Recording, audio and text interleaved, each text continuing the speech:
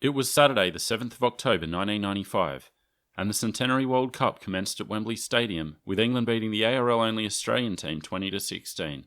It was a tournament which kicked off in defiance of a crumbling international body, courtroom drama, intercontinental mudslinging, and a largely disillusioned public, as the game limped towards the conclusion of its 100th year.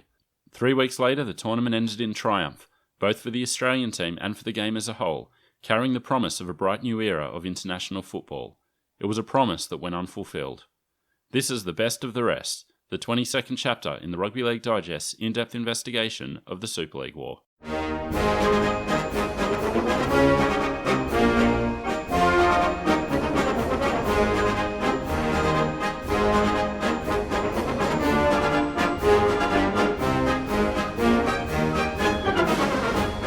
Welcome back to the Rugby League Digest. I'm Michael Adams here with Andrew Paskin. How's it going, Andy? Mate, I'm fantastic. How are you? Good. We're getting very close to the end of this season of the Super League War. That is both the 1995 season and the season of our series. So 2 big events left in this season. The one we're covering tonight is the 1995 World Cup. I should say we're doing this out of sequence. So basically, the last chapter in this season is going to be a recap of the 1995 season. We're doing that out of sequence just because it makes a nice little bookend with the first chapter in our story. So if anyone was wondering why we're messing up the chronology, that's the reason.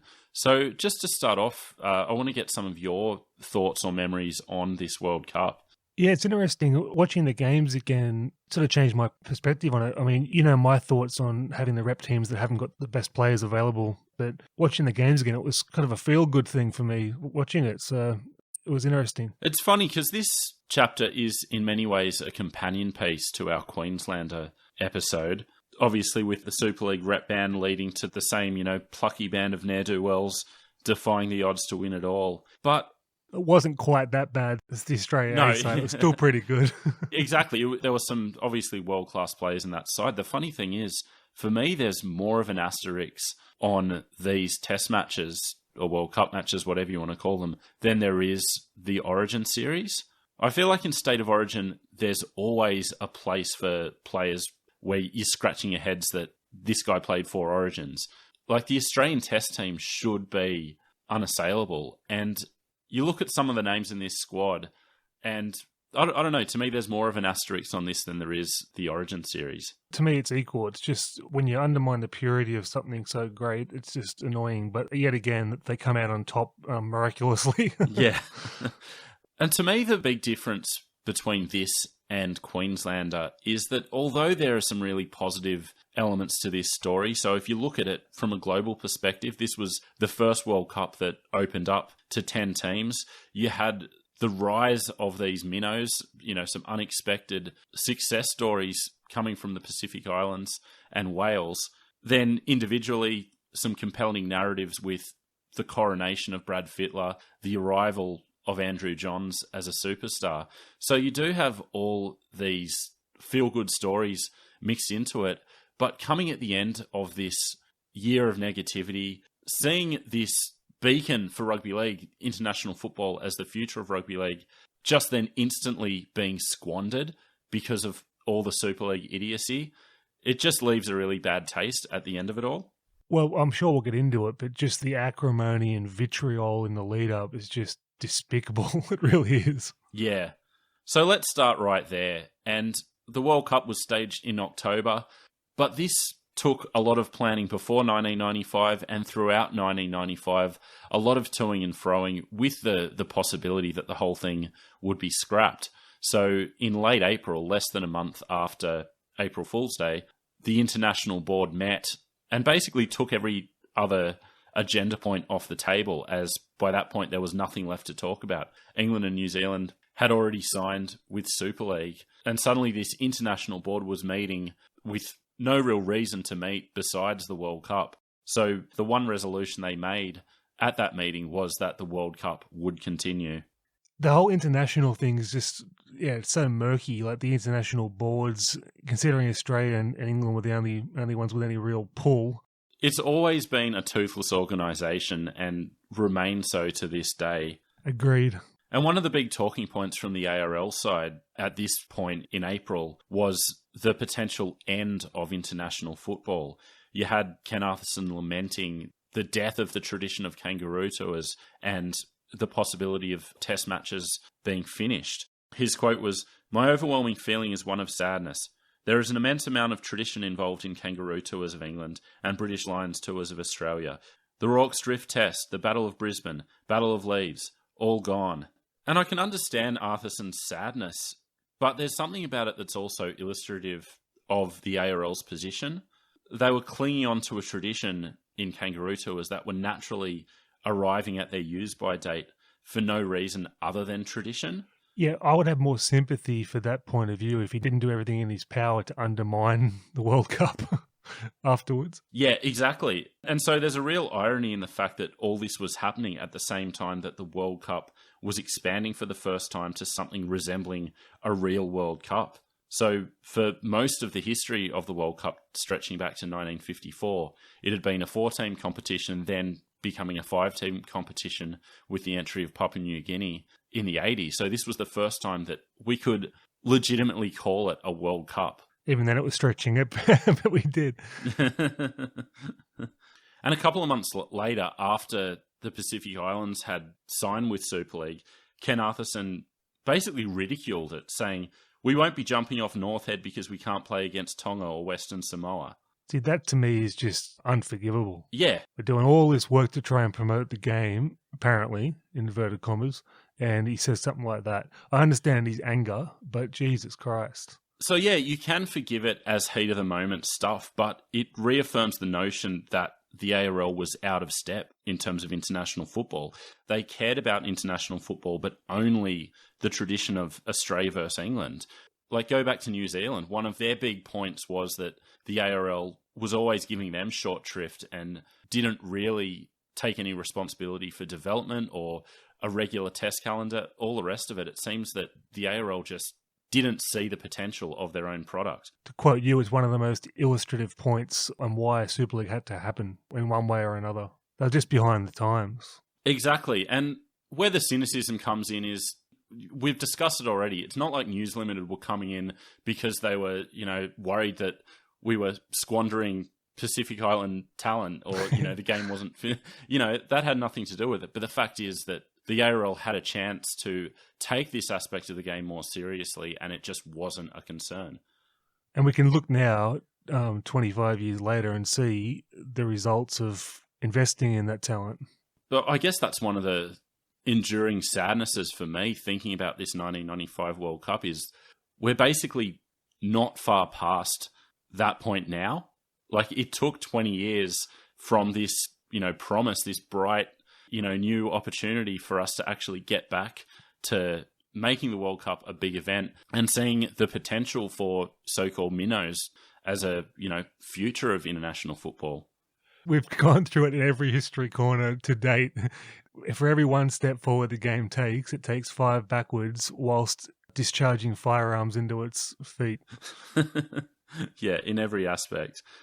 So from the outset, it was clear that there weren't going to be any Super League players in the Australian team. This became an ongoing source of tension between the international board from the Super League side of things and the ARL. Let me ask you, before we go into it, where do you stand on the decision of the ARL to stand firm on banning the players? I mean, my personal view at the time, being a Canberra fan especially, was just outrage. I was incandescent with rage. But looking back, I can see now, they had to sort of do it in terms of the war.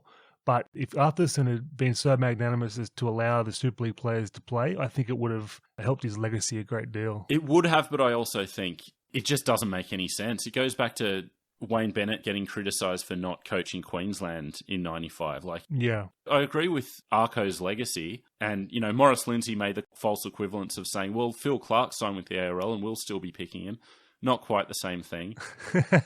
But it would have turned Arco into Gandhi if he did that.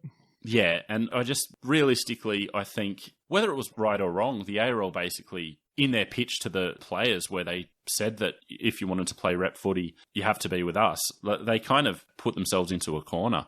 but don't talk to me about being game first when you're really home side first. Yeah. But so, as ultimately frustrating as it all was, there was some humorous back and forth between Ken Arthurson and Maurice Lindsay throughout the year as the situation devolved. So when Maurice Lindsay basically demanded the ARL pick Super League players, Ken Arthurson said, "How ironic the Super League countries should demand we pick Super League players when they've signed contracts stating they will only play test matches from 1996 onwards against countries from the Murdoch League. If ever there is a case of double standards, this is it. We will pick a team in the best interest of the ARL and it will win the World Cup. If the presidents of the other nations want to have a side bet with me, they can get on any time." Now, I don't mind what he's saying in the best interest of the ARL, but when he starts saying the best team possible, that's when it annoyed me. Yeah. And we'll get into that further when we get to the actual picking of the team. On this toing and froing, one of the options that was on the table was ARL players being excluded and the possibility of an all Super League team going in place of the ARL. That's very interesting, man. How do you think that would have been received back here? I think it would have been fine for the World Cup, but I think Australia would have switched off. I think that is a big reason why ultimately it didn't happen. I think the ARL were in a much stronger position than Maurice Lindsay and the English League were in terms of being able to stand firm on that issue. I think if the other leagues had pushed the point, the whole thing may have fallen over. I think it would have been a very bad look for the World Cup. In the end, it was better to go ahead in that state than not at all. And you could kind of see Maurice Lindsay making these threats, but I think in his heart he never would have allowed the situation to get to that. I'll just read one impassioned plea. This was talking about the prospect of the ARL being excluded. "That would be dreadful. That would break my heart. But you can't have one nation holding a gun at the heads of all the others. The ARL says the game belongs to the people. We'll let them truly put that statement up front. Let the best players battle it out for the World Cup. It's the Centenary World Cup, for God's sake. What right have we got as administrators to say who can or cannot play? It would be almost a heinous crime for any administrator to dictate that certain players can't play because they've chosen a certain path in their careers." I think it's a very reasonable plea. And the other aspect of it was that as the hosts, Maurice Lindsay and the English board had to also consider ticket sales, keeping the sponsors happy, all the rest of it. And they were talking about sluggish ticket sales, which, let's be fair, could have been an issue in any situation. But when you do have the promise of some of the best players in the world not going, that's obviously going to be a detriment. Yeah, it would have cost them a few bums on seats, there's no question. But on the plus side, given that rugby league's not a massive sport over there, Northern England enclave, basically, it didn't affect it as much as it would here. No, yeah. The other possibility that was floated, and this would never have happened, but just think about how interesting it would have been if it did, was the possibility of a separate invitation being extended to Australian Super League players. So you'd have Australia Super League and Australia ARL both competing at the World Cup. I would have been disgusted by that, same as I was when Australia A played in the cricket. Yeah, exactly. Because I was so into Australia A at the time, and now looking back, I'm like, that's not a good look to have Australia and Australia A meeting. It really appealed to kids in the day. Yeah, yeah. But, I mean, they already had Australia A. That was the Australian side. Yeah. But yeah, basically no one wins out of that scenario. If you want to honour the centenary of rugby league, you don't put two Australian teams against each other in the World Cup. Very true. And I think that's why it was ultimately, I think, a journalist's concoction rather than something that was ever debated at any board level. It just wouldn't have happened, but it was funny reading all the talk about it as a possibility. You know what's great about the acrimony part of it is that Lindsay and Arco, we've discussed them before, just two dogged administrators from the old school. Exactly, and I think because of that, as grubby as it got over the next couple of years, and the slanging match was almost continuous between the two of them, but there was always this mutual respect. They would always preface it with, Arthurson talking about his respect for Lindsay, and Lindsay talking about how he wasn't trying to hurt Arthurson's feelings. That's the part I love about it. It was all politicking, but it was brutal, wasn't it? And I don't know, Graham Carden, the boss of the New Zealand League, I don't really know, his character. What about him was so disdainful to Arco? But Arco did not have that same respect and came out publicly and on a number of occasions and said, "I have all the respect in the world for Maurice Lindsay despite this. Graham Carden is someone I'll never deal with again." So But there's a litany of evidence that the ARL treated New Zealand like a red-headed stepchild. Yeah. We just saw what they thought of the Pacific Islands. I mean, Yeah. can you blame them for going? No, exactly. It's pretty clear that the ARL were going to pick an ARL team. Super League decided to challenge this in court. And so 5 Canberra players, Laurie Daly, Bradley Clyde, Ricky Stewart, Brett Mullins and Steve Walters, were seen as the perfect candidates to test the legality of the ARL excluding Super League players. So they launched an action against the ARL, and this was played out throughout late August into September. So while the semi-finals were ongoing, there was also this court action deciding on whether or not Super League players could legally be excluded. I was just thinking at that time as a team, just like thinking about the 94 tour, my all-time favourite test side, and that was just a magical squad, that 94 squad. And seeing that the Anzac tests, or the earlier test in the year with the ARL players, it was just so flat, and Yeah. I thought it was a disgrace. And then when they went to court, I was just going, well, if they win this, they're going to get their spot and it's going to be fine. I was buoyant. Yeah, I'm glad you mentioned that New Zealand test series, which Australia won easily 3-0, but it was so flat is the right word for it, wasn't it? There was just so little excitement about test football in the midst of all this. New Zealand wasn't the powerhouse they are now either back then. Yeah, it wasn't a very strong New Zealand team. But so the court case was interesting in some of the revelations it brought out. And again, this was along with the Filthy Four case. This is where you're seeing some of the behind the scenes skullduggery being played out in public for the first time. Can I just say that rugby league in court is never, ever a good thing? Ever. There's never been a good incidence of rugby league being in court. I would say for the comedy value, rugby league players, coaches, administrators in the witness stand does... wearing those boxy suits. So that there is some gold that comes out of it. Speaking of boxy, Steve Boxhead Walters, one of my favourite moments of him on the witness stand was when the judge told him that he was free to go. Before leaving, he said, "You beauty." Can you imagine his little cheeky grin? And Phil Gould was called to the witness stand, largely on the basis of the fact that he had said he would resign from the post as New South Wales coach if Super League players were chosen. And when it was put to him that this was a threat, Phil Gould said, "I know nothing about politics. I always thought a threat was, I'm going to punch you in the face or something."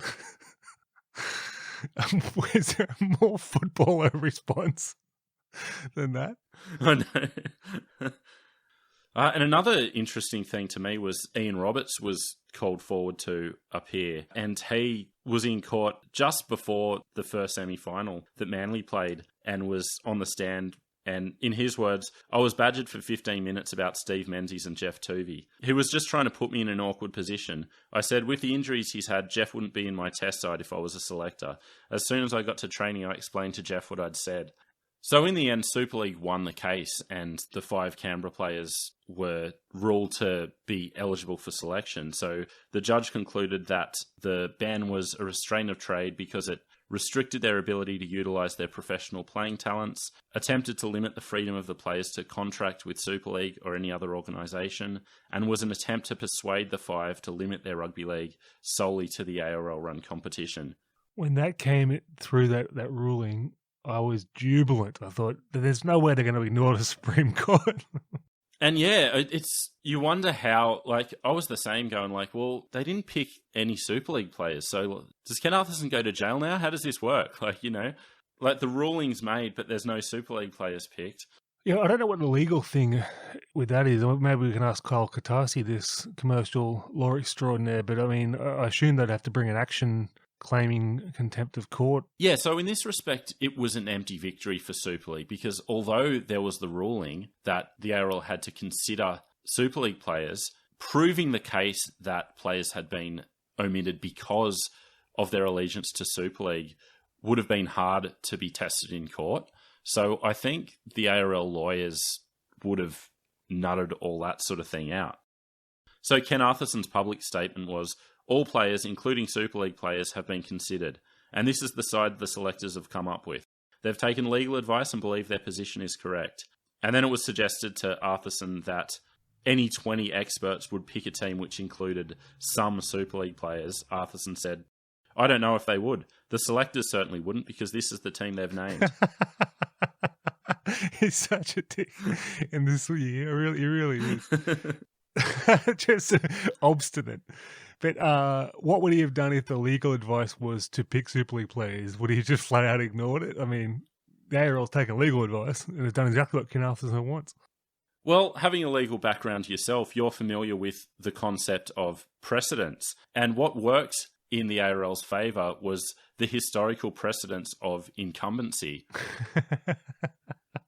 So what the ARL were able to do was say, well, I watched the State of Origin series. Some of the players went all right in that. I watched Australia beat New Zealand 3-0 and the players did a pretty good job. So therefore, my most recent memory is ARL players doing a good job and beating all comers. This is where it falls down. It doesn't pass the smell test, right? So it's any reasonable person can see, yes, they went all right, but they excluded all the previous players in the team when forever and a day incumbency meant something. They excluded all the Super League players. You can see that. There's a record of that. It's not true what they're saying. There is a restraint of trade there. Especially when Australian selector Arthur Beetson broke ranks and had this to say of his decision.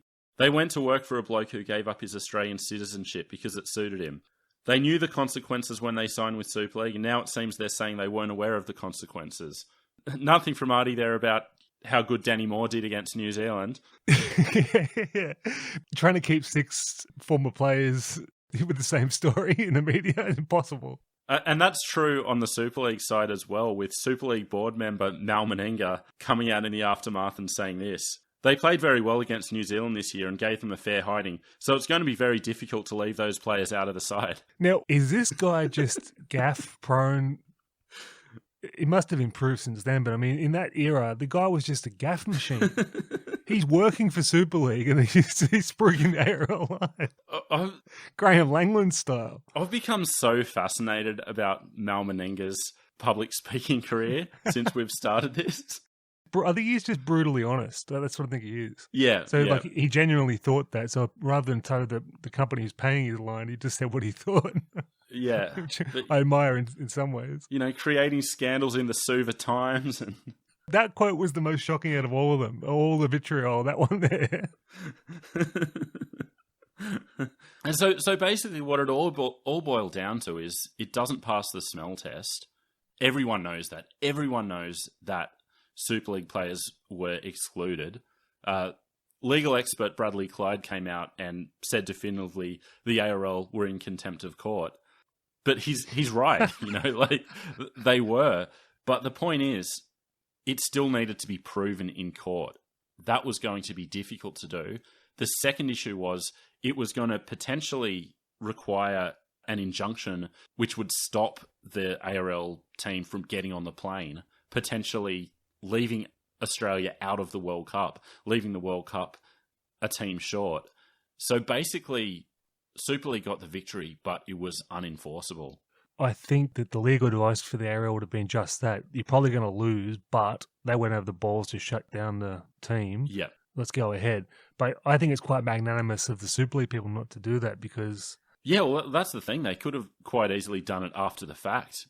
Let the ARL have their, you know, little victory party, winning the World Cup, and then take them to court.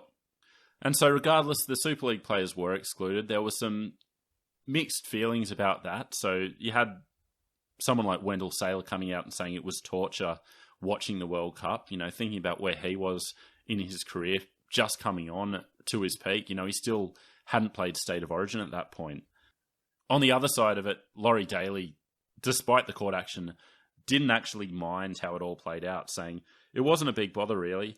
By the time the World Cup came around, I'd adjusted to the way things were. I didn't feel like I should be there. It was second nature. It was like missing out because of an injury. He had the emptiest brain back then. Yeah.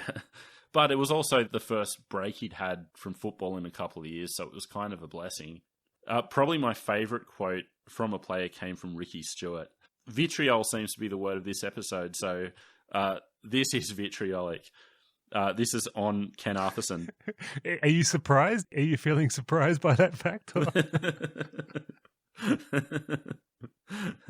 So this was Ricky Stewart on Ken Arthurson. My house against his. I'm sick of him shooting his mouth off. This whole thing would be over now if it wasn't for Arco. Every time it comes close to a compromise, he opens his mouth and blows it. But this is too much. You can only stand so much. Tell him I'll put my house against his. He picks a team and I pick a team, and we'll see who's best. Come on, guys. We're not playing for sheep stations.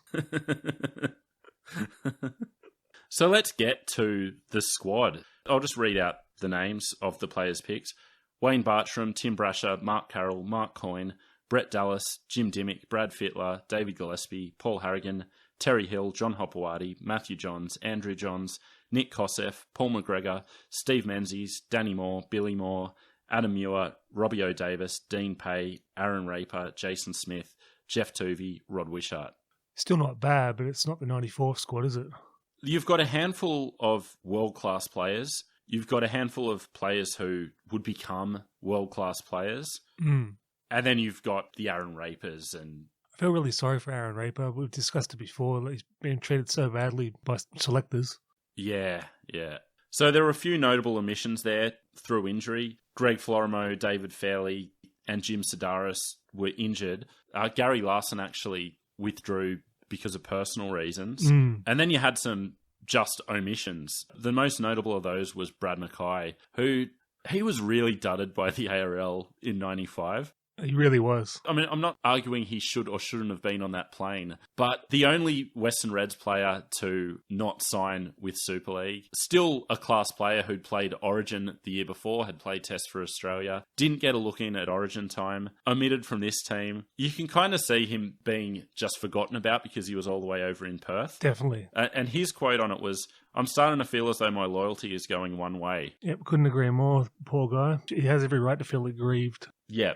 But to his credit, he was magnanimous about the players chosen ahead of him, saying, "I take whole comfort in realising the selectors have picked three great locks. Dimmick was the Clive Churchill medalist, Kosef was among Manly's best in the grand final, and Billy Moore's had a tremendous season. What can I do? Sure, it's hurtful to be overlooked, but I can't begrudge the players who got there ahead of me." Yeah, those three, you can't argue with it, that's for sure. All great players. Yeah. The other interesting one was Gavin Allen, who was basically said, you have to sign with the ARL if you want to be considered. So unlike Origin, where not signing with Super League was enough, this time he was given an ultimatum which he chose to ignore. Yeah, I don't think Gavin Allen was going to be the key piece to that squad either, but it's interesting. No, of course not. Just an interesting side note, though, that he was forced to make that decision. Yeah. So summing up the team, Wally Lewis put it pretty well. Let's be honest, it's not the best. Cantankerous Wally was the straight shooter. But all that talk from Wally and everywhere else, what it gave the Australian team was that nobody believes in us mentality. Are you describing a siege mentality there? Or? The very same. So I'll read this. This is Daniel Lane in the Rugby League Week. Australia's Rugby League World Cup team used the jibes and jokes as a tangible part of their World Cup motivation. The Australian team closed ranks through the World Cup, playing on the siege mentality fostered by coach Bob Fulton. Yeah, so I think this would have been a Waco-level siege mentality. Fulton's David Koresh. I think this would have been a deliberate step that the ARL took to play on the traditional side of it. So they had custom blazers made for the players to wear, an equivalent of a baggy green cap for them as well. So they were bringing back these traditions. So Chimpy Bush was out in the press saying, "I think it's a great statement to bring the caps back for the 100th anniversary of Rugby League's birth." There's something defiant in that as well when you've got this shiny new Super League for the ARL to go back to the past and have them wearing blazers and caps to, head over for the tournament. It's a beautiful touch for the Centenary. I love that. Let's move on from that and talk about the Centenary. The fact that this was, on top of everything else, this was the 100th anniversary of Rugby League. And how's Rugby League's luck that what should have been this culmination of a year-long celebration is mired down in all of this? The same year that Rugby League turned 100, we've got the Super League war. We've got rugby union going professional and threatening to end it all. I don't think there's a more apt description of the saying, you make your own luck.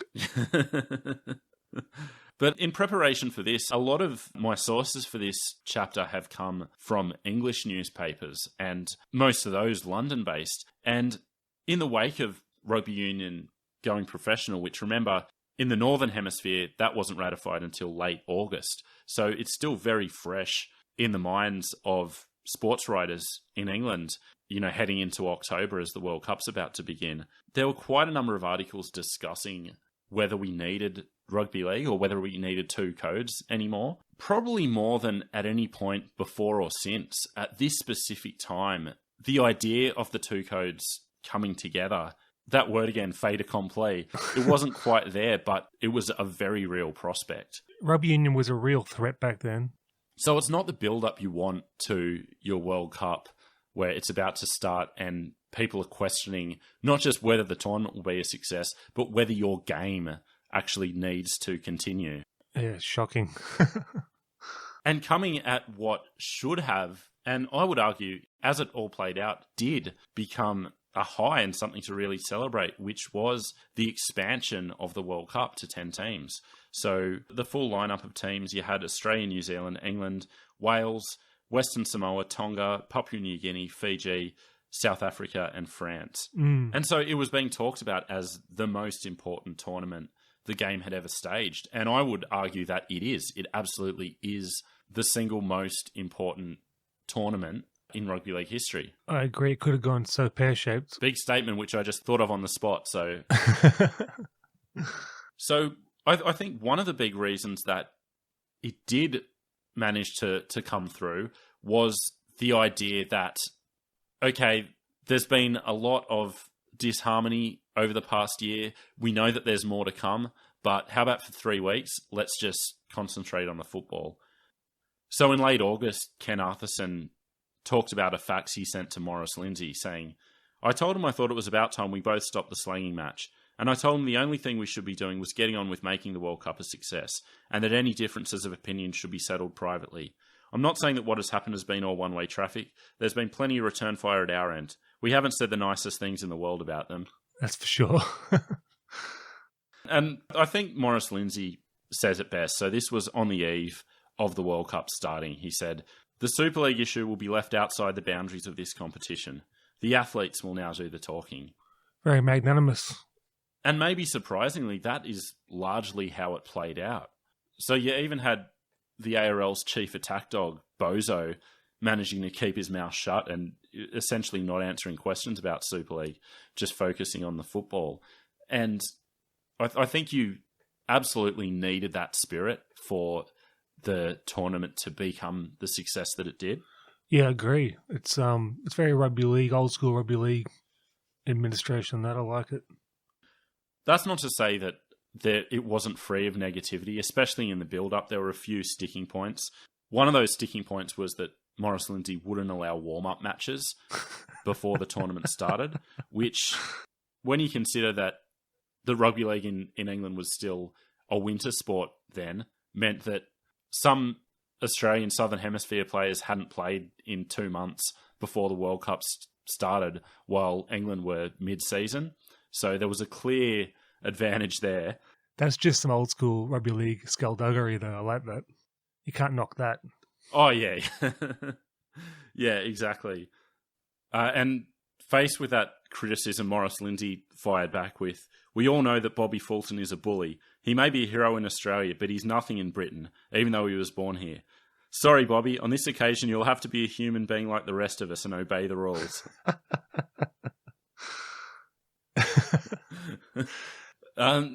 Lindsay, some great quotes over the course of this year. He's a real character. Yeah, wonderful rugby league caricature. I love these guys that love the game, not afraid to knuckle it out in the boardroom. Yeah. But beyond this slanging match, there were a number of other issues leading to a pessimistic outlook for the fortunes of the World Cup. So one of those was in poor sales in the lead up. So a day before the test, there were reports that only 20,000 tickets had been sold for the opening match at Wembley. That's a legitimate worry because even though England wasn't known for giant rugby league crowds, they always pack Wembley for a test match versus Australia. Yeah, exactly. So the Financial Times reported that the most imaginative promotion so far looks like the offer of 2 free pints of ice-cold lager with every ticket sold. That's very rugby league. So that was a promotion by the owners of Wembley Stadium, not the Rugby League. And they distributed flyers offering the promotion around Earl's Court, the haven for Australian backpackers. So I think that did a good job in boosting attendance. Well, the ice cold part gives it away. It was Aussie targeted. If they said 2 pints of real ale, Bishop's Finger, or Old Speckled Hen, that was the English promotion. So these poor sales led to questions as to whether Wembley was the right venue and whether they should have concentrated on the strongholds and not worried about it. But I think ultimately it had to be Wembley. It's like a question of legitimacy. Wembley in that era, the old Wembley, it's not something you can turn your back on. No. There was plenty of time for Northern England matches. Yeah, exactly. So, I mean, we'll get to it when we discuss the game, but they got 40,000 in the end for that first match, I think, along with the 2 free pints. I think there were a lot of free tickets distributed, but regardless, it was a respectable figure that went some way to vindicating the decision. There also seemed to be little enthusiasm for the tournament itself. But if we had one now, if we had a World Cup now, there'd be little enthusiasm for it in England. Yeah, and I mean, even in Australia, like we saw poor ticket sales for games in the last World Cup here. Like it's something we've historically had to battle with. There was the idea that the promotion of the World Cup had been substandard, with reports that there was as much advertisement for the Huddersfield show as there was for the matches they were going to be hosting during the World Cup. Why would they not promote it after all this organisation? And especially in Huddersfield, the birthplace of rugby league in its centenary. Yeah. So they actually angered people in Huddersfield by pulling out of a grand carnival they'd planned to host there, which was tied into the opening of their new stadium, and instead putting it on in October at Wembley as part of the World Cup celebrations. Maurice Lindsay's quote was, "We haven't pulled out of Huddersfield at all. All we've done is move the parade because there were too many counter attractions."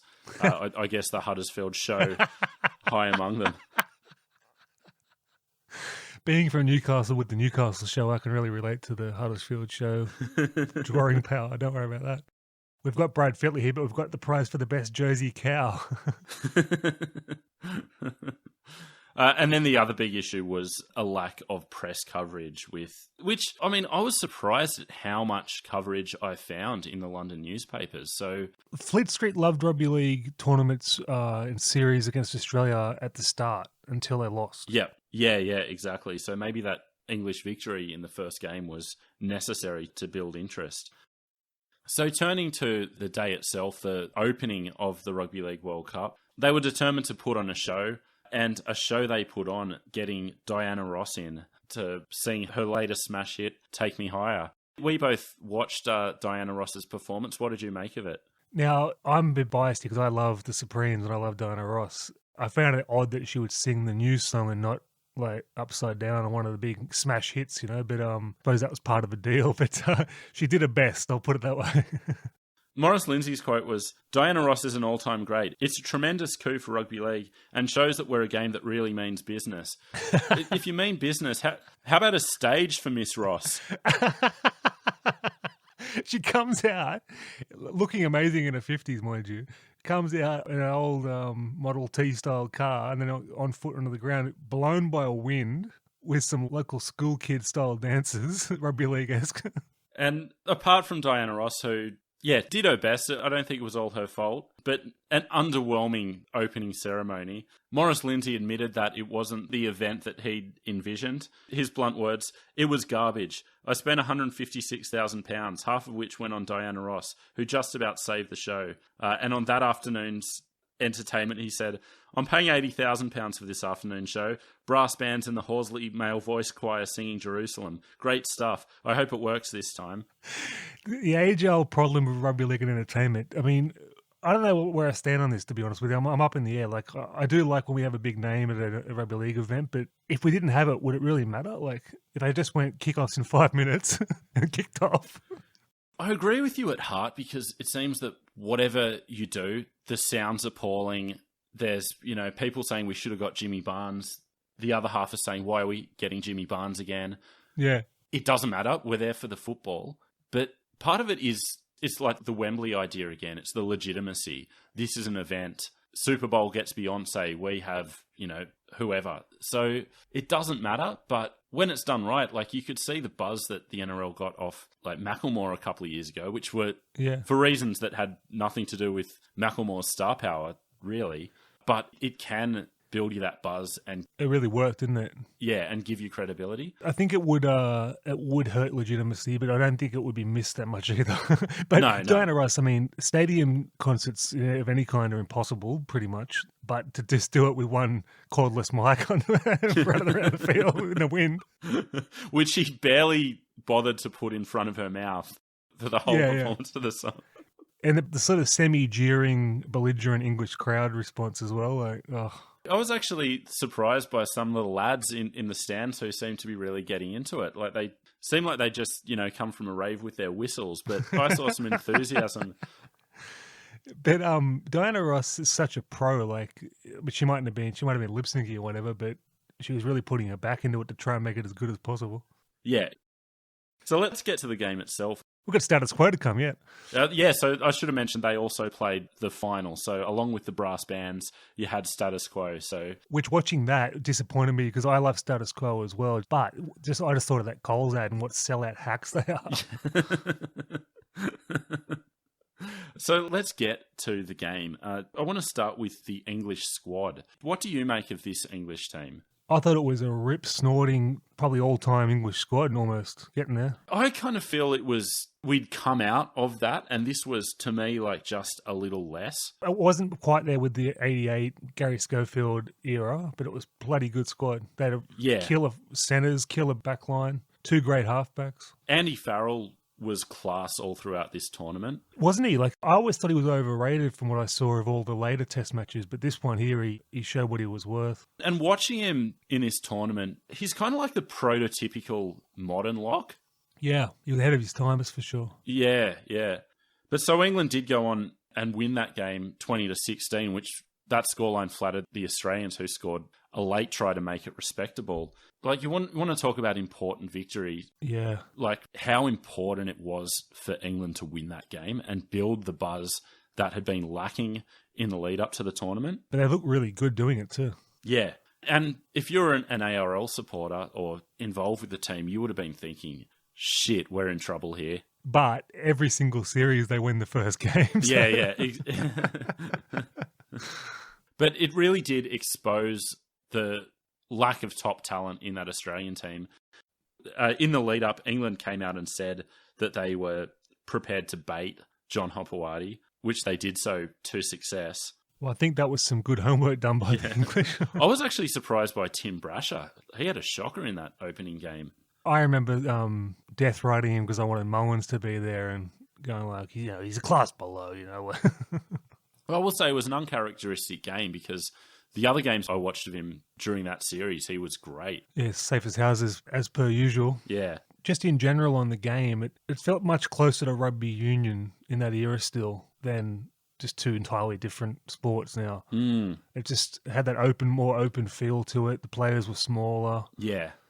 But beyond the result, I think it was a really great game. It was a very entertaining game. So from an English public who were more familiar with rugby union, were just coming off, not far coming off the Rugby Union World Cup, I think the way that game was played was also important in building some buzz for the tournament. Absolutely. It always surprises me that it doesn't completely switch rugby union fans the minute they watch a rugby league game, but that one would have gone a long way to doing that. And beyond that Australia-England game, the best thing to come out of that first group round was Tonga pushing New Zealand all the way to the limit. They ended up losing 25-24 in injury time, which, just an aside, that was another weird thing watching these games, like having injury time. Yeah. It's quite exciting, though. Yeah. But I mean, this was like before the Tongan Revolution, and this was the hugest of near upsets. Especially when you think about this current iteration of the Tongan team, it's built on the back of some transcendent generational talents deciding to pledge their allegiance to Tonga. If you look at this 95 squad, the team that ran out against New Zealand was Asa Ramoni, Una Torfa, Tavita Vaikona, Philip Howlett, Jimmy Viacoso, Angelo Dimmick, Willie Wolfgram, Martin Masella, Dwayne Mann, Lee Hansen, George Mann, Solomon Hamono, Arwen Gutenbeil. Yeah. But not a particularly star-studded team. Just all heart. I think part of it speaks of where New Zealand were at. It wasn't the strongest New Zealand team. But for Tonga's first game in a World Cup, to go that close, they were leading late, could very easily have won that game. Yeah, it was magic. So that series saw the end of Gary Freeman's New Zealand career. He managed to get a game at hooker the next round against Papua New Guinea, but for that first game he was overlooked in favour of Stacey Jones, who made his New Zealand debut in that game. So a changing of the guard there. And that was inevitable. And Gary Freeman handled the situation pretty badly by all reports. Ended up having a sook and leaving camp when he was omitted from the semi-final team. So New Zealand captain Matthew Ridge had this to say about it. The whole time the team's being picked, I'm watching Gary. And when his name's not read out, I can almost see the steam shooting out of his ears. So we get on the bus to go to training. When we arrive, everyone gets off except Gary. He's too busy on his mobile phone yapping away. And he stays sitting in the bus yapping on his phone throughout training. We're all running around the field looking at him thinking, what are you doing, mate? We can see he's spitting the dummy. But his dummy hasn't just gone 10 metres, it's gone the length of the flippin' football field. And you can imagine how that makes guys like Henry Paul, Gene Amu, Stacey Jones feel. They can't even look at him. They're thinking, oh no, here comes Gary. He must think I'm an arsehole. If you get dropped, the first thing... If you get dropped, the first thing you've got to do is go up to the guy who took your place, no matter how much you hate it. Bite the bullet and say, good on you, mate. I'm behind you 100%. But if you mistake, I'm waiting. It's just a way of making it all cool. But what Gary does, sulking in the bus, just makes everyone feel terrible. That book's a masterpiece. I know, forgive the lengthy quotes, but any chance I have to read the unfiltered thoughts of Matthew Ridge, I'm going to take that opportunity. I love how he puts words into the people's mouths, like how he perceives them. Yeah. And he's thinking, you're kidding, aren't you, Ridgie?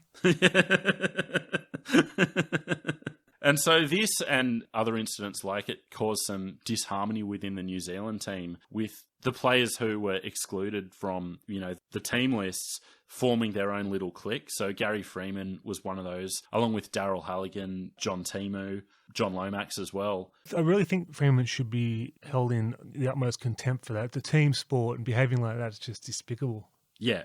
Especially for someone who was New Zealand's most capped test player at that point. Yeah. The legend of New Zealand Rugby League. You can imagine a Queenslander doing that on the Origin side, just unthinkable. Yeah. So it led to an altercation between Ridge and Freeman, which again I'll tell in Matthew Ridge's words. So we head back to the hotel after training and Wiz bails me up. You told Frank to pick Henry, he says. It was your bloody idea. And I just say, listen mate, Frank's the coach. Frank picks the team. Frank asked my opinion, I gave it to him. And mate, I thought you played well, but I thought you gave away a lot of penalties. And I think Henry can offer us something more against Australia. And that's what I told Frank. But I didn't pick the team, mate. I have no say on who's picked in the team. But if the coach asks me what I think, I'm going to tell him. To Gary's credit, he wears it. He says, okay, fair enough. But he's still obviously not happy. So basically, he's told him not to pick him in not so many words, and then he just wore it. But he was a penalty machine. He was known for it. Yeah. And then when you're known for it anyway, and you're coming to the end of your career, when you lose that half step at pace, you don't have the same intensity. That's where those lazy kind of things creep into anyone's game anyway. So it becomes a real liability. Really disappointed with that story. I was a massive Freeman fan. Disappointed. I wouldn't say it's particularly surprising to me. But so back to Tonga, after the heartbreak of that near miss against New Zealand, their tournament was actually ended against one of their fellow minnows in the next game, drawing 28 all with Papua New Guinea, who'd come back from a 20-0 deficit. So that was on the back of Adrian Lamb, who gave a man of the match performance. So that was another big positive of the tournament, Papua New Guinea making a real show. He was outstanding in that Adrian Lamb, Queensland's finest, but yeah, that was the start of the PNG revolution too, and now they're everybody's second favourite team. Yeah, exactly. So they put in a credible performance against New Zealand, ended up losing that game 22-6. It was the start of Stanley Jean's career in England. One of several players from the Pacific Oceania teams who put on a show for some of the English club sides and managed to become a legend in English football because of that. It changed a lot of lives, this World Cup. Yeah. But legend has it he celebrated his 45th birthday that day as well. And the other Pacific team that really made a splash was Western Samoa, who were coached by Graham Lowe, who it was his first coaching appointment after a series of health issues that included 2 strokes, a brain hemorrhage, thrombosis, lung clots, and a triple heart bypass. No good. And you could see this was something he really needed. He spoke of the enthusiasm the players had and just the positive spirit, the environment he found himself in. So another really heartwarming story of the World Cup was this Western Samoa run, which again kind of came out of nowhere. I can't stress enough how different it was back then. They were not even considered minnows almost, and now they're powerhouses. Yeah, yeah. And they put these huge performances in Tonga and Western Samoa. Yeah, exactly. There was one part on the coverage that I wanted to bring up, and it's still in the game to this day, but it was even worse back then, was Ray French was in the studio talking, the former St Helens and Widnes player, and he's talking about the Island boys and their, in quotes, natural flair and the way they play the game. Just reminded me of Joey now with the Indigenous flair, where it's a positive, but it just comes off so negative. The way it was sort of phrased in this commentary was like, especially with an English accent, like this imperialist vibe to it. Yeah. I mean, I guess in his defense is what we're saying, that this was all so new. It was the first time a lot of people watching the games were seeing teams like Tonga and Samoa play. It was brand new, so you get surpassed. But the fact it's still in the game now is amazing. Yeah. And the fact that I do it myself is amazing. I had Ray French in my talking points because I actually love his commentary. Yeah, me too. That was really good coverage, in fact. Yeah, I loved it. The English commentators have always had much more positivity and passion in their delivery. Yeah, you could really see that in the final in particular, I thought. It matched the occasion. If you ever have a person learning English and you want to teach them the words world class, just tune them into English Rugby League. Speaking of English Rugby League or British Rugby League, outside of the 3 established powers, the 4th team in the semi-finals was Wales, who were only a few years into their existence as a separate entity. So I love this squad. I love how they performed at this cup because my uncle's Welsh and, I've got a bit of affinity for them. But I've been to Wales. It reminds me of Newcastle, people-wise. But it's made me sad about how far they've fallen since 95. And how instantly it all happened. Like, the rise and fall is quite remarkable. You've got this team... The squad has so many great English comp players in it. Yeah. You had players who had already made their names, players like Jonathan Davies. Awesome. And then you had the next generation coming through, Yeston Harris, Kieran Cunningham as well. So a team that was really exciting to watch were coming on to what could have been a peak, making the semi-final. I don't think they were ever a danger of winning that game against England, but they put on a show. They made it a genuine competition. Yeah, and they played a good brand of football, very tough. Yeah. And then, as I said, almost immediately it fell apart. And I could be completely wrong about this. I haven't done the extensive research, but you have to think that the rugby union going professional was the chief factor. If you look at that squad... Well, Jonathan Davies was going back to union directly after this World Cup, which was a huge blow. Yeah. Even though it was the end of his career, but I mean, still he was the face of the sport there. Yeah, it was a blow because of that. So it was getting to the end of his career. He was 33 at that point. He'd done his best work already. So at the same time that Wales was progressing through the World Cup and it was a really feel-good story, all the coverage was dominated by a public battle for the services of Jonathan Davies between Warrington and Cardiff Rugby Union. There's only going to be one winner out of that battle. Exactly, and Davies is one thing. So of the 16 players in that semi-final squad, 11 of them left for Rugby Union between 96 and 97. Diabolical. Yeah, and to be fair, a lot of those players started in union. So of those 16 players, there were only 3 that had no union at all in their football careers. So in many ways, union were just getting their own back, but it still hurts us. I still hold out hope for Wales, even though it's even more of a union country than New Zealand. But to see how strong New Zealand are in rugby league now, I still hold out hope. Yeah, One day we'll Yeah. get there. And speaking of one day, the other really big innovation for the World Cup was running an Emerging Nations World Cup alongside the main event.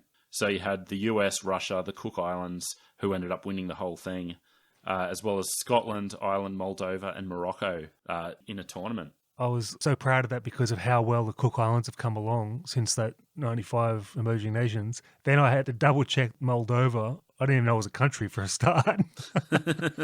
They're playing rugby league. It's amazing. Disappointing part of that was Ireland.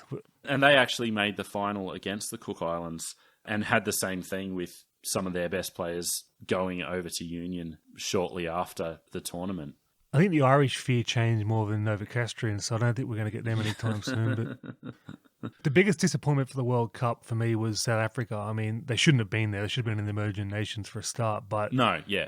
The fact that we haven't progressed, well, we've actually regressed since then. They're getting beat 86-6, and we've actually regressed since then with South Africa. Yeah.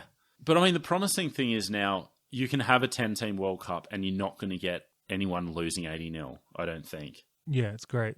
But as encouraging as all that is, in the end, you're left with the big boys. Talked about the England-Wales semi-final. The other semi-finals between Australia and New Zealand. Another really good game.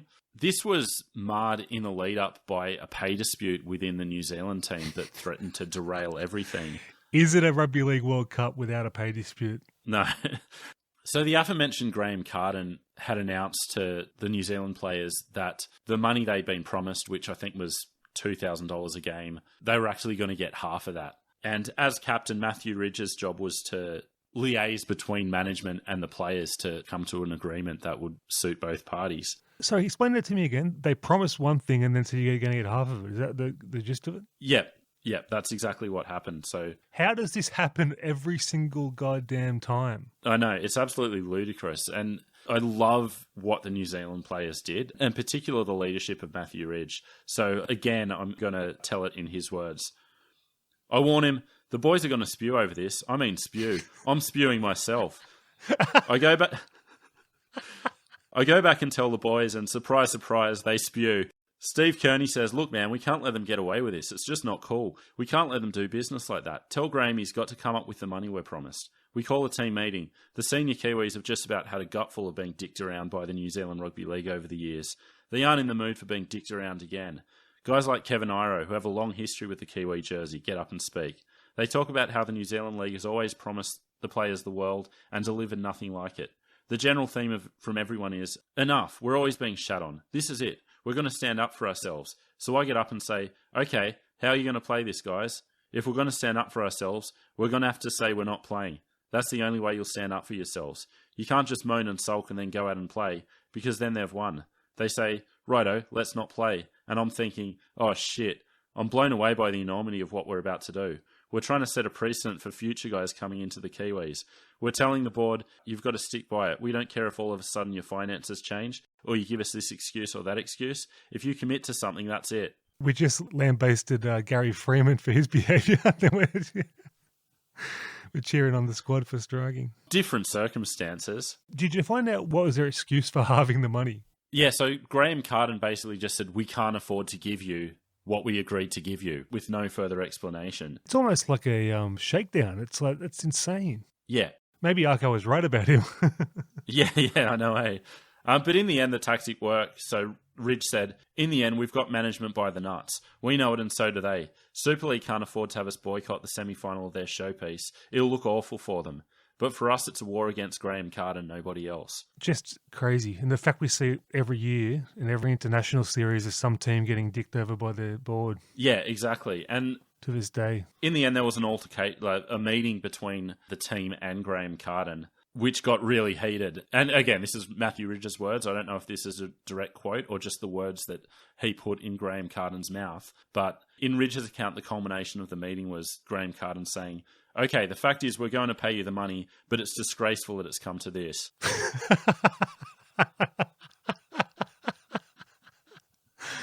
What's better than rugby league?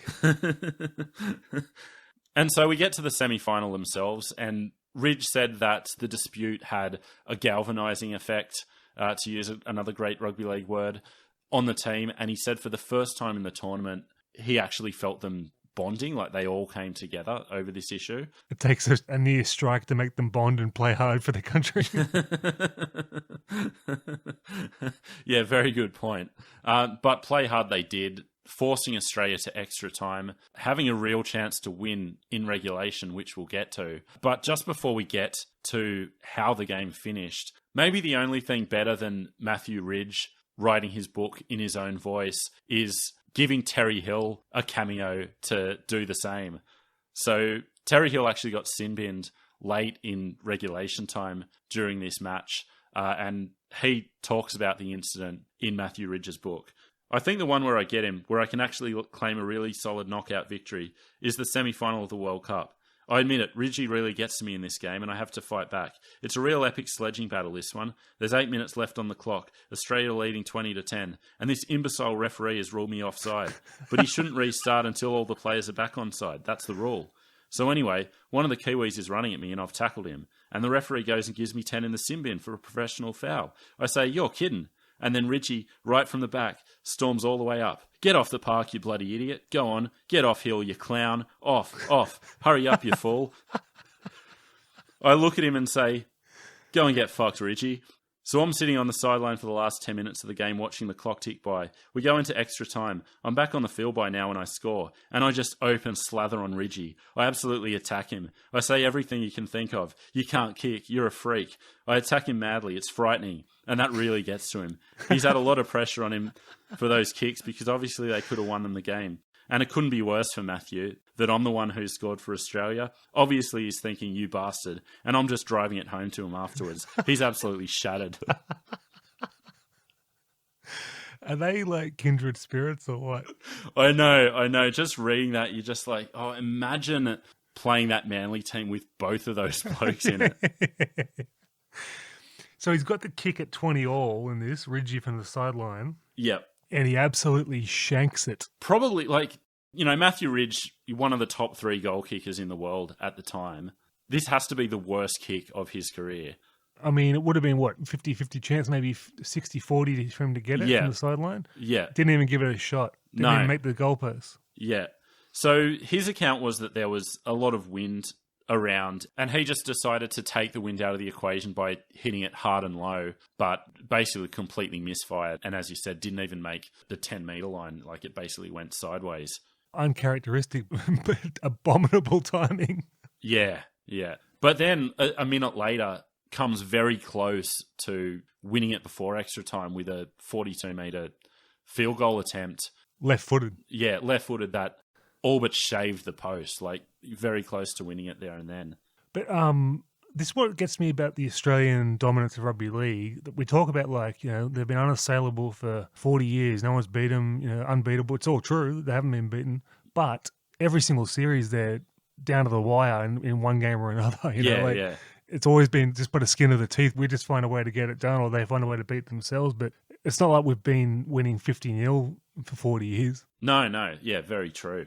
So if the Kiwis beat us there, then the ARL look like complete buffoons. Yeah, definitely. Like, not making the final on top of losing to both England and New Zealand in the same tournament would have been diabolical for the ARL. Conversely, winning it is equally as diabolical in my view because it just shows how weak the other teams are. Yeah. Because our backup team beats them all, so you can't win either way. Yeah, exactly. It was a bit no-win. But beyond the result, Australian management and their coach in particular did themselves a big disservice in some of their behaviour in this semi-final in particular. That started with the overuse of trainers, which Bob Fulton was a real pioneer of. Like, I think in our 87 recap, we talked about the way he was, implementing walkie-talkies and trainers during the game then. And by this point, it was really getting up the noses of officials, fans, the opposing teams. This was even more the case when they were wearing these bright red jackets, which not only did they stand out on the field, but they also had Winfield loudly emblazoned on them because Winfield were the Australian sponsors. So contravening the BBC regulations, the laws of the tournament, they were, flouting the rules and having their trainers run on in these red Winfield jackets. Freaking Winfield.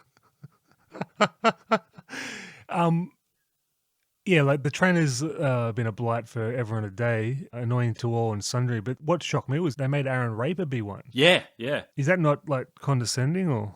Yeah, it's really odd anyway. Like, I wonder how Aaron Raper felt about that. Like, I know he didn't have too much else to do, and the squad is a team beyond the 17 players playing, but it's... He seems like the sort of guy that would bite his tongue and just do the best for the team, to me. Yeah. But to me, that's just such a slap in the face, like basically saying, we don't think you're good enough to play, but you can be a trainer. Yeah, exactly. Like, he shouldn't have been put in that position. But all of that is nothing compared to a quite hilarious but shameful incident which took place in the aftermath of Australia's semi-final victory, where, angry at the refereeing, Bob Fulton came out angrily against referees director Greg McCallum. So the direct quote about the refereeing in the semi-final was, "It's a carve-up, you're responsible, and it's a slide on your name."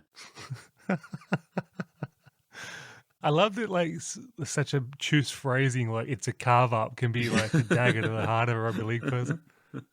But they know exactly what it means. Yeah. And so the situation got even worse when Bob Fulton's wife, Anne, decided to get involved at the Marriott Hotel, where McCallum was hosting a dinner with some other referees and their wives.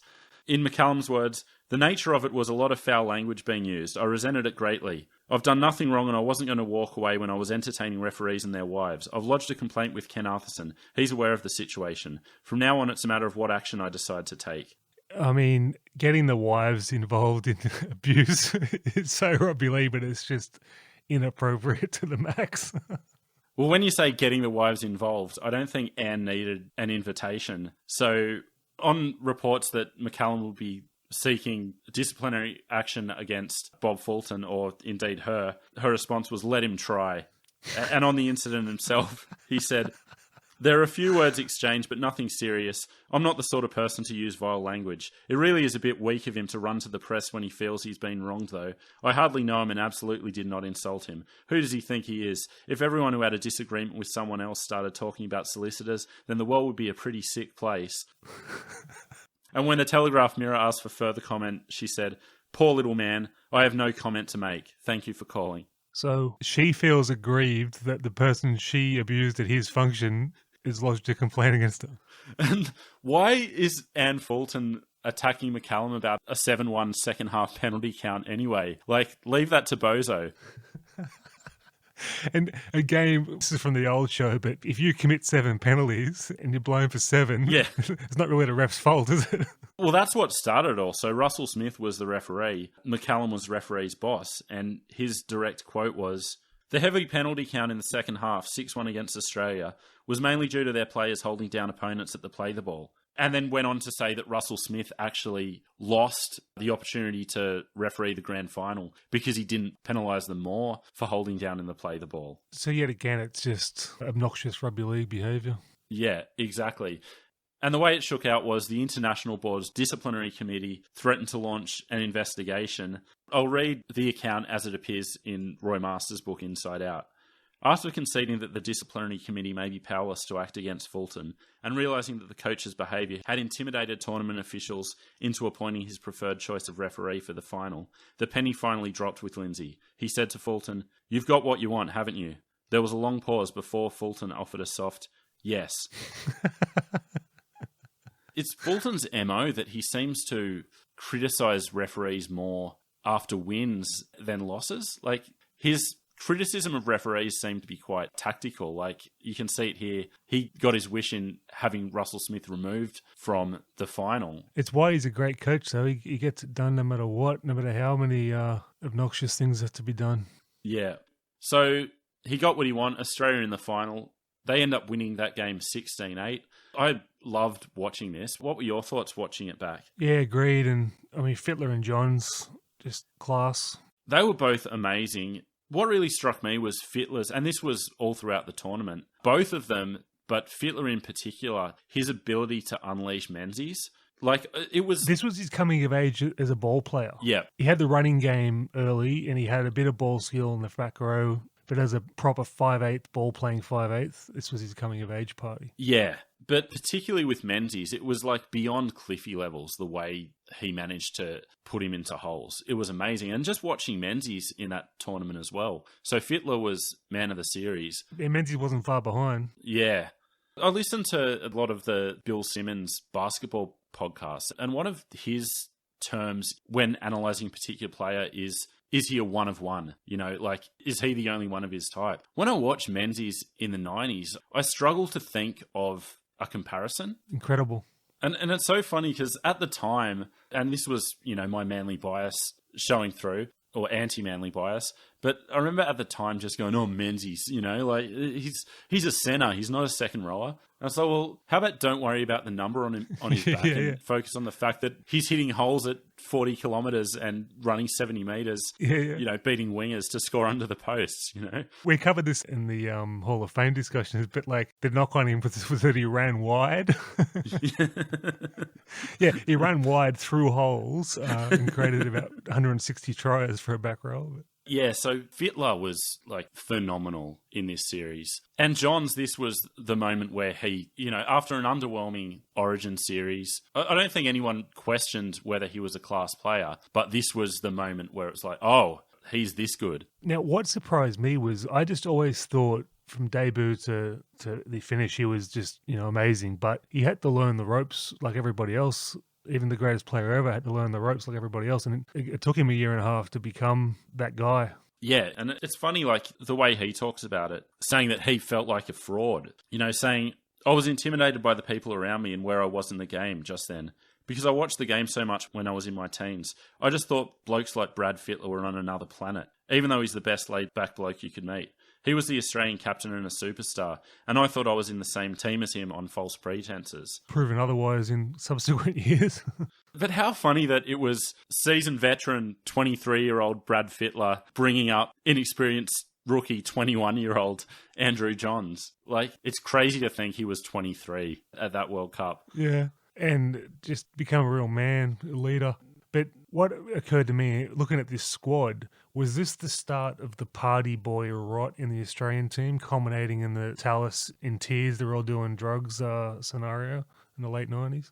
I kind of think there's little doubt of that, right? You know, Andrew Johns has admitted it himself, the way he handled his success. And in Brad Fittler's book, he talks about the team going to the church, the famous English nightclub in the aftermath. In his words, I finished up on a gantry that traversed the length of the building and overlooked all the drinkers. I was pouring beer down their throats from a great height and they didn't let a drop hit the ground. The team made its way onto the stage and everyone was diving off it into the ground. So the team was certainly filled with players who enjoyed themselves. Yeah. But back to John's on-field, maybe the stain of this tournament was the fact that this was where Johns at hooker began. Yeah, and it was awful. And I see a lot of comments, I'm assuming from younger people, who see how many games he played at hooker compared to halfback and try to diminish him as a result, saying, oh, like Jeff Tuvey kept him out of the halfback spot. Well, how good could he have been? And I'll just say, you really reveal yourself to be a simpleton with comments like that. But like, beyond the fact that he was clearly an all-time player no matter what jersey he was wearing, he was barely at dummy half, like, over the course of that series. That's what annoyed me the most about it. It wasn't even really a hooker. It was pointless.